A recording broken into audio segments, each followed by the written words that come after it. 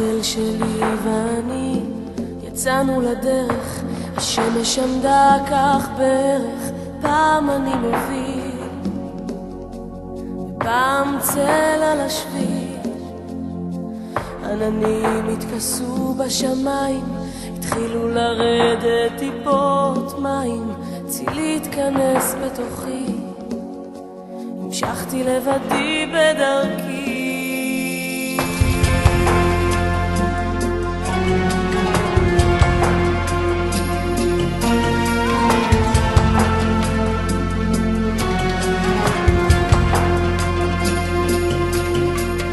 הרוח טלטל, הפחד טפטף וחלחל, צילי בתוכי מרעיד, מפחיד יותר מתמיד. הוא שואל לאן אתה לוקח, אני משיב לאן אתה בורח. למה תמיד קירות מוגנים, למה צל כשאור בפנים? בוא נעוף רחוק, אתה תהיה לי כנפיים על חיבור דמיוני שהיד עכשיו בלתי אפשרי.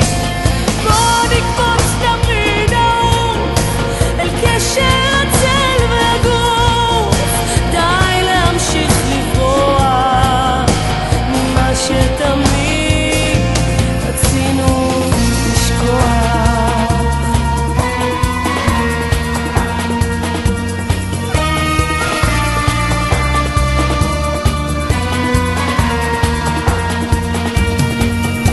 לשכוח את דלתות הבלבול, את הילד שמציץ דרך אור המנעול.